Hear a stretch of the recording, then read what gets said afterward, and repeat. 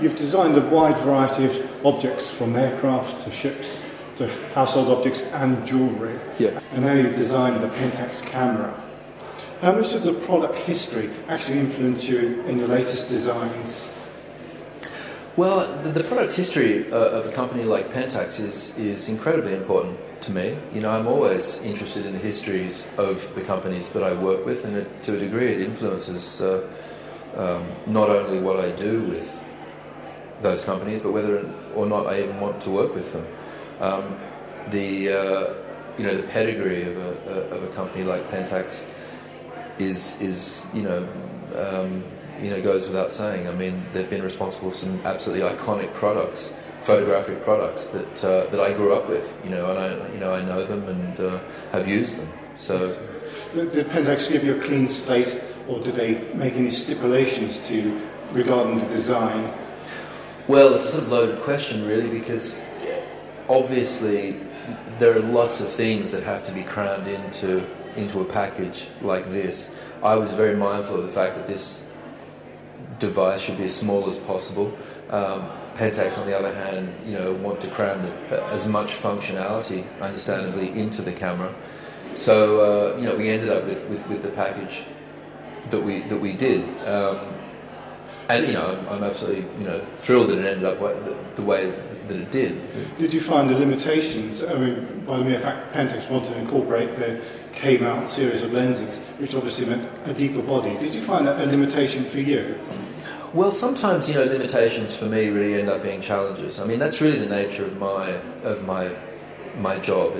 I'm a troubleshooter. I'm a sort of I'm a problem solver. So when a company comes to me, there's always a wish list of things, of boxes that need to be ticked, and that's just par for the course. So the K-mount lens, we took it on board. I thought it was, it's a fantastic idea, and I think it's one of the single most important features on the camera. So clearly we couldn't ignore that. Did you find there was too many boxes to tick? No, there are never too many boxes to tick. I mean, there were a lot. It does make creativity that much more challenging. Having said that, any designer designing a product like this will be faced with the same issues. So, one has to sort of rise to the challenge. Yeah, sure. And how much sort of consumer research did you do before you came up with your design? I mean, did you ask people what they thought of it and then sort of adapt things to accommodate? Frankly speaking, I'm not a big believer in consumer research. I think as a designer, if we listened to the public, we'd just be rehashing things that have already existed. The job of a designer really is to try to predict trends. Yes. And to try to do things that haven't been done. I mean, if we asked consumers, we'd end up doing something that I think would be slightly regressive. It's not to say that I don't have respect for consumers, but sure. but my job is really all about trying to kind of think ahead. Okay, and the same question would then be for the manufacturers. Did you do any sort of questioning to them? What do you want to see from me? Or yes, I mean, boxes being ticked. Well, absolutely. There was a huge dialogue that took place between Pentax and myself. The schedule that we worked to was pretty aggressive.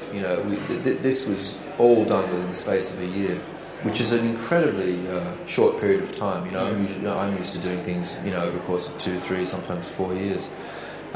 So there wasn't an enormous amount of time, but we did ask a lot of questions.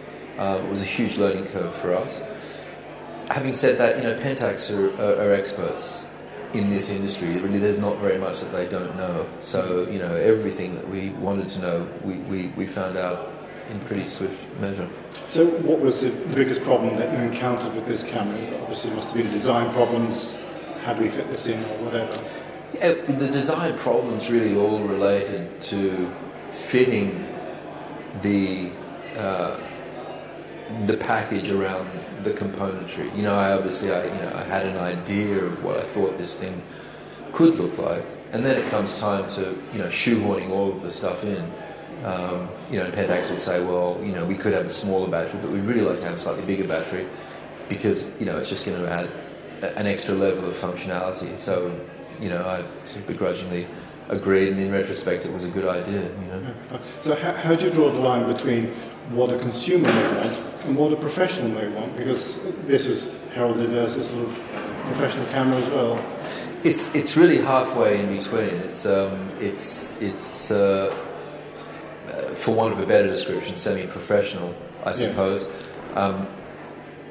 And that was something that I thought was really best handled by Pentax. I mean, they know their market, yes. And I didn't really feel like we were treading on thin ice. I mean, I thought that, you know, everything that they did for the right reasons. In terms of design, I applaud Pentax because they're the only manufacturer that I can think of who have identified design as a way of differentiating their products. I mean, if you look at the power of design, I mean, look at the iPhone, for example. It's obviously the best example. It's sort of simplicity personified. I mean, that's how, you know, that's what design can do. You know, design can really differentiate a product to such a degree. You know, I'm not suggesting for a moment that this camera will necessarily be destined for that same sort of trajectory. Nevertheless, Pentax have made a step in that direction. I think in terms of designers, clearly, yes, I think it'll be, you know, this camera will end up in museums, it'll end up in institutions who you know, whose job it is to know about design. You know, that much is easy, I guess. You know, what I'm hoping is, though, that it will become iconic amongst a broader range of people. Is there going to be a limited edition with your signature on it?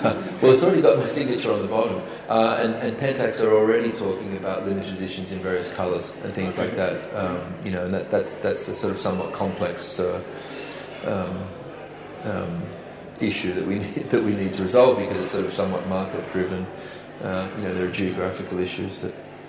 Okay, and are you a keen photographer yourself? I've gone through stages, really. I mean, I studied photography. I went to art school. Was a keen photographer for many years. You know, then took almost no photographs. Recently, I find myself taking more and more images because I have 2 young children. So it goes in waves. Suffice to say that I'm always taking photographs. You know, on a sort of more casual basis than sort of professional. What would you like to work on next? Well, I'm incredibly fortunate in that I'm doing such a sort of broad range of products, and you know, if I tried to think of, you know, if you'd have asked me this question a year ago, I probably would have said a camera, in all honesty, because it's one of those mass consumer objects that I felt really needed to be sort of looked at and rethought by a designer. Right now, I'm not sure I could answer the question. I'm working on such a sort of fantastic range of products. But another camera wouldn't be a bad place to start, actually. Are you happy with this camera? I mean, considering we did this in the period of a year, and there was a tsunami in the middle of it, and various floods in Thailand and places like that, I'm thrilled.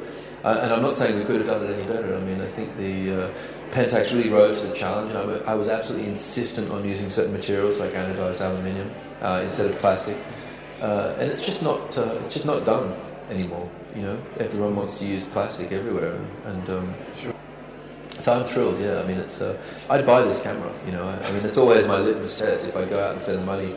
You know, you don't have to buy it, yeah. Well, no, thankfully, yeah, hopefully, yeah. Are you happy with the final colours that you've produced here?